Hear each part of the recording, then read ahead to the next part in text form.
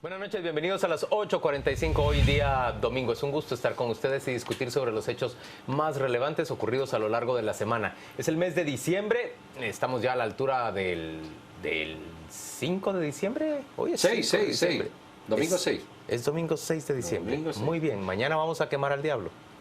Y a algunos personajes de la política. Ya vieron esas piñatas, por Dios. Es que eso he estado pensando todos estos días. Imagínate terminar tu vida política, tu carrera política, en una piñata, convertido en piñata del diablo. Bueno, dale gracias a Dios, porque en el siglo XVI te quemaban literalmente, como no había piñata, no a la piñata, se quemaban al individuo. Entonces, yo creo que la quema del diablo todavía es una quema transferida, porque si no se los quemaría. Lo que pasa es de que también, Pedro, qué vergüenza. Sí, es muy bochornoso. Encima de todo, y que estás preso y que no vas a salir en un buen tiempo. Bueno, la señora Valdetti quema la piñata y la bacteria. Roxana Valdetti y Otto Pérez Molina, convertidos ambos con traje de presidiario en piñata de diablo para ser quemado el día de mañana, 7 de diciembre, Día del Diablo. Muy bien, ya todo el mundo se ha saludado. Bienvenidos a todos. Podemos arrancar con la primera discusión de esta noche. Vamos a hablar primero sobre... Es que yo les iba a decir que ya vamos para el 7 de diciembre y aquí no para de haber noticias. Este ha sido un año verdaderamente pletórico en información. Y vamos a hablar de un tema que es muy relevante de la semana, pero cuando usted vea todo lo demás que tenemos que discutir y que comentarle, se dará cuenta que, bueno, los diarios necesitan más páginas y los medios digitales un poquito más de extensión.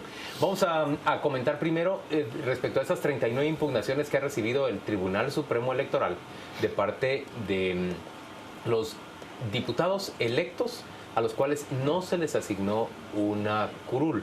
Recuerda usted que hay 16 personas que habían ganado una curul al Congreso de la República y a las cuales no se les permite que asuman el cargo por diferentes razones. Una sola de ellas, el hijo del vicepresidente Japhet Cabrera, el vicepresidente electo, no ha recurrido en contra de la decisión del Tribunal Supremo Electoral, pero todos los demás, y ahí tiene usted, por ejemplo, en primer plano a doña Mirza Arriaga, la diputada de Líder por Huehuetenango, de tan ingrata recordación, a Luis Chávez, por ejemplo, que se puede decir exactamente lo mismo, no es grato recordarlo precisamente. Mire, ahí está don Mario Rivera, ahí está Milene Mazariegos. Bueno, el Tribunal Supremo Electoral ha recibido ya recursos, impugnaciones en contra de su decisión, porque estas personas querrían y creen que tienen todo el derecho de llegar al Congreso de la República a pesar de la decisión del tribunal. Arranca la discusión. ¿Quién piensa que el tribunal está en lo correcto o errado? El tribunal está ratificando la decisión que tomaron desde que anunciaron que estos diputados quedaban fuera. Lo que hay que ver ahora es qué va a pasar en la Corte Suprema de Justicia cuando lleven los recursos allí, y en la Corte de Constitucionalidad, que es la que va a tener la última palabra, y lo que siempre se cuestiona, cuál es la supremacía que tiene el Tribunal Electoral en estos casos. La situación es que estos diputados van a tratar de llevar su curul hasta donde puedan. Pero también es preocupante quiénes son los que van a asumir. No es que nos libraron precisamente de un Congreso que tiende sano, a este depurado, tráfico de influencias, a estos delitos porque pasan en su lugar otros diputados. Yo pienso que el proceso va a llegar a ser decisivo hasta que llegue a la CC. De momento, ¿cuánto tiempo va a demorar? Ese es el asunto. Seguro pasa después del 14 de enero. Va a ser un proceso muy largo, apenas empieza este viacrucis legal. Seguramente estos diputados van a asumir finalmente su curul. Como bien decía Paola, no es ningún alivio quienes asumirían. Algunos de ellos inclusive ya se menciona que podrían ser contratistas también. Yo lo que pienso es que no debemos de perder de vista el fondo de este asunto, y es que era lo que no se quería con que estas personas asumieran. Era justamente porque se pensaba que no eran idóneos, que no eran honrados. Estamos hartos de los casos de corrupción, de abusos en el Estado, y con lo cual este tipo de medidas solamente son como poner un bache, un alivio a la situación, pero no atiende el problema de fondo. Mientras no se haga una reforma profunda al sistema electoral en este país, vamos a seguir teniendo ese mismo tipo de representantes en el Congreso de la República. Digo representantes entre comillas. Entre comillas. Y sobre eso, pues no hemos sabido en qué anda la ley electoral y de partidos políticos, si la Corte de Constitucionalidad está por regresarla o no al Congreso de la República, pero independientemente de ello y de que hayan algunos logros en su contenido actual, sigue sin tocarse ese tema de fondo. La gente quiere una modificación al tipo de lista, no sería suficiente modificar el tipo de lista, tenemos que entrar al tema de las magnitudes de las circunscripciones electorales, tenemos que entrar al tema de la fórmula electoral. Al final, ¿qué es lo que queremos realmente solucionar? Que tampoco pasaba por reducir o fijar el tamaño del Congreso de la República. Entonces siempre nos distraímos en este tipo de, como bien decía, de baches o de chapuces, pero lo que tenemos que hacer es atender cómo vamos finalmente a evitar que esta situación se componga de raíz. Yo hace 2 semanas entrevisté a una magistrada del Tribunal Supremo Electoral aquí. Y yo creo que a mí lo que más me interesa son las razones, los argumentos jurídicos que van a tener que valorar junto con los reclamos o los amparos en la Corte Suprema y la Corte de Constitucionalidad. Ella decía que la Corte Suprema y la Corte de Constitucionalidad pueden cambiar, pero que lo veía difícil por los argumentos que estaban. Y lo segundo es que se iba a dar en tiempo. O sea, se iba a dar tan rápido precisamente por el problema que generaría no hacerlo con la rapidez debida. Bueno, eso es lo primero. Yo creo que hay, uno, los señalamientos que ellos tomaron como válidos para las personas que eran acusadas, señaladas, denunciadas, eran que ellos apartaron, el Tribunal Supremo Electoral me refiero, que ellos apartaron a aquellos que habían sido ya, se había concedido el antejuicio, porque otro tribunal, es decir, el que había concedido el antejuicio, y generalmente había sido la Corte Suprema de Justicia, otro tribunal ya había visto indicios suficientes para generar un proceso judicial. Claro. Y ellos decían, creo que tenían razón, que eso, la idoneidad y la honradez ya no existe, desde el momento que un tribunal te acusó independientemente de que luego seas o no. Sí, pero porque ahí, es sinónimo de duda. correcto, entonces ya no eres idóneo. Ya no eres idóneo. Y ellos dijeron, a todo el que se le ha hecho esto, fuera. Me parece un argumento que va a ser difícil de deshacer por Tribunal Superior. Y lo segundo era los contratistas. Y ellos decían, mira, contratista, y eso hay que aclararlo porque muchos televidentes dijeron, es fulano y mengano. Y la señora dijo, mire, hemos sacado a los contratistas que fueron contratistas en ese momento, no que figuran todavía en las listas, porque figuran en las listas porque no se les ha pagado. Entonces, un contratista figura ahora en la lista, pero igual fue contratista en 2002, pero nunca se le pagó. Entonces, consta ahí. Y la tercera y última es que los que llegan, contestando a tu preocupación, ella dijo, bueno, los que llegan se les puede, la ciudadanía puede poner unas denuncias y volvemos a verlo. Hasta ese día, el Tribunal Supremo Electoral había dejado la mesa limpia. Nadie más iba a salir, salvo que se le pusiera una denuncia posterior por quien correspondiera.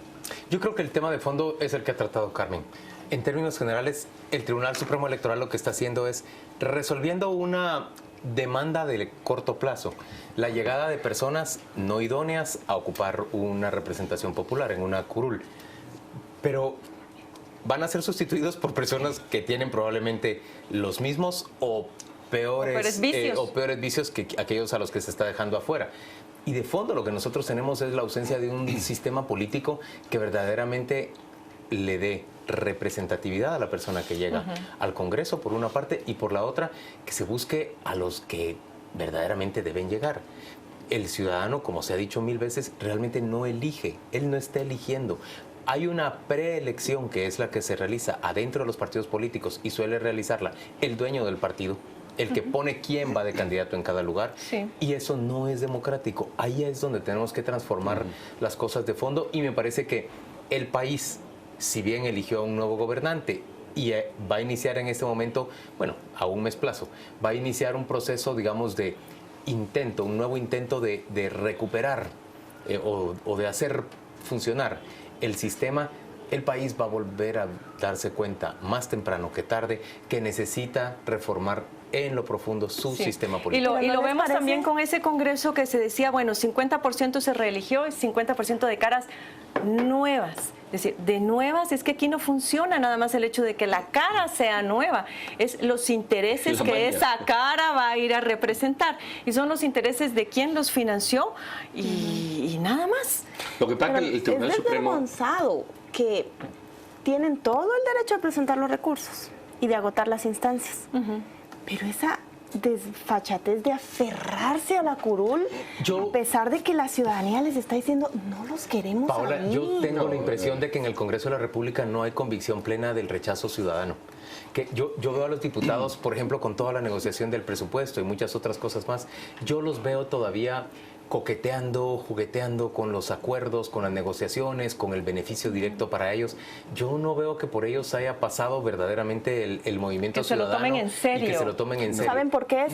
Porque no se individualizó. No, porque el Congreso es una masa ahí no, o sea, como sin nombre ni apellido y nadie se siente señalado pero sí directamente. han salido Pero escucha, muchos casos. aquí ha habido votos, nos guste o no. Líder ha sacado 55 diputados o 54. 49, algo así. Da igual, 44, 45, 44, 45. Eso es una realidad. Eso es una realidad. Y el señor fulano de líder o el señor mengano del Partido Patriota o el señor perengano de la UNE han sido elegidos. Por los poderes locales, Claro. Pedro. No te lo discuto, pero es una realidad. Entonces la pregunta es, ¿cómo cambias tú esa realidad? Tú no puedes argumentar, puedes hacerlo, pero me refiero, creo que te deja en déficit argumentar la presión ciudadana. Si la presión ciudadana hubiera existido suficientemente, a lo mejor se habría cambiado la ley electoral y partidos políticos antes de votar. En el O no sentido. habrían salido O no habrían electas salido, esas porque personas. lleva razón, pero te lo estoy poniendo en otros términos, digamos, más manejables para todo el mundo, porque Claro. si no te pueden argumentar lo contrario. La Plaza de la Constitución acogió ¿qué? A 500.000 de personas, pero no acogió a 2 millones de personas que tenía que haber acogido, o a 3. Es decir, sí hubo una reacción ciudadana, pero fue una reacción ciudadana Limitada, dices tú. Limita. suficiente, Y es el pero ¿me argumento entiendes? ahora Pero de ellos. y yo lo que sí creo muy importante, lo que yo sí veo muy importante como para amortiguar o para acomodar tu argumento con el mío, ¿no? Lo que yo sí veo muy importante es que el Tribunal Supremo Electoral por primera vez toma una decisión que no se había tomado. Sí, eso es cierto. Sí. Sí, eso es cierto. Inédita, Eso eso, sí. no inédita, no, que No, dice no editada.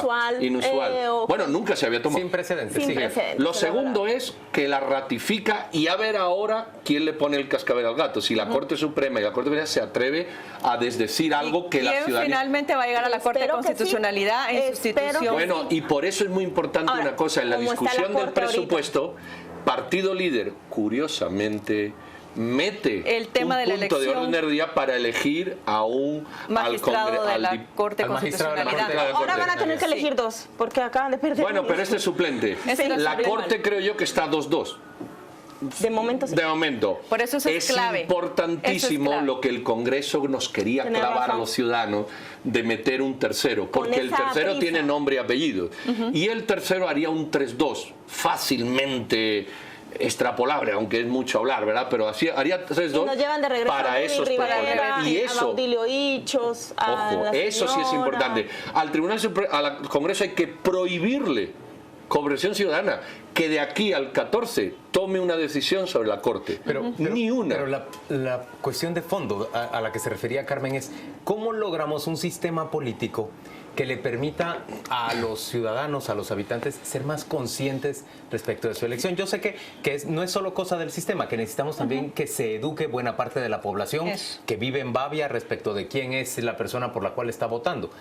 Pero ¿qué podemos hacer con el modelo político, con el sistema político, el modelo electoral, para lograr que esto funcione Yo verdaderamente? creo que pasa por dos cosas. Una, modificar ese sistema electoral, pero modificarlo tomando y valorando los aspectos técnicos que esto significa, a pesar de que, como suele decirse, es un tema político, sí, pero eminentemente técnico. Y es el tipo de análisis al cual el Congreso de la República no ha querido entrar. Es fundamental. ¿Y cuáles son las preguntas básicas cuando uno va a modificar un sistema electoral? Es, bueno, ¿qué es lo que queremos? ¿Mayor participación? ¿Cómo lograr mayor participación? No, queremos más gobernabilidad, con lo cual tenemos que ver cómo se introducen menos partidos políticos al Congreso de la República, por decir algo. No, queremos más representatividad. Entonces, ¿qué variables del sistema electoral tenemos que cambiar para que eso sea una realidad? Entonces, por un lado está ese factor, y por el otro, el que tú bien mencionabas, que es el tema de la educación ciudadana. Sí. Es decir, aquí, ¿qué es el argumento ahora que os están expresando? Es que el soberano nos eligió. el tema de la Bueno, reelección ellos es no lo mismo. No seleccionan. tendríamos en el país por qué estar prohibiendo la reelección si precisamente la reelección en términos políticos fue pensada para premiar o castigar a los funcionarios que no hacían bien su trabajo. El hecho de que aquí la ciudadanía los reelija consecutivamente y lleguen al poder hasta 25 años pasa por un problema de clientelismo que también se resuelve con la ley y con un problema también de educación. Pero escucha, es un error, y lo dijo aquí la magistrada, hablar de que el ciudadano elige a los diputados. Es mentira, perdón. El Por el ciudadano tipo de elige al lista. partido Sí, así político. es. Sí. Pero es muy importante, porque Sí. eso es clave. Tú preguntas, ¿qué se podría hacer? Carmen ha dicho un montón de cosas. Yo agregaría, ¿cómo un ciudadano votaría más responsablemente? Y yo creo que hay una manera, no sé si es la mejor, pero sí es cómo votaría más responsablemente, que es eligiendo a la persona. Eligiendo a la persona. Yo también pienso que entonces esa a es lo una de las mejor hay que dar un modificaciones que se paso puede hacer. que el listado nacional lo pone el partido, por poner un ejemplo, ¿no? Pero tiene... Y el listado, no lo sé, es decir, puedes hacer una parte que ponga el partido como un paso previo y otra parte que se haga nominal. Entonces, cuando el ciudadano tiene que elegir a alguien, sí, ¿me entiendes? Sí hay. Claro, también está lo contrario, hay una relación clientelar mucho mayor. Pero tener una relación clientelar mucho mayor cuesta mucho dinero como para poder sostenerlo. Señores, tenemos que ir a la pausa comercial. Volvemos dentro de muy poco para seguir discutiendo los hechos más relevantes que han ocurrido a lo largo de la semana en nuestro país. Por supuesto, vamos a venir a hablar de esos dirigentes del fútbol guatemalteco que participaban en la Federación Internacional del Fútbol Asociado, la FIFA, y vamos a venir a hablar de cómo se les ha capturado, de las consecuencias que tiene para ellos todo este enorme escándalo que se ha dado a conocer desde el viernes último. Ya volvemos.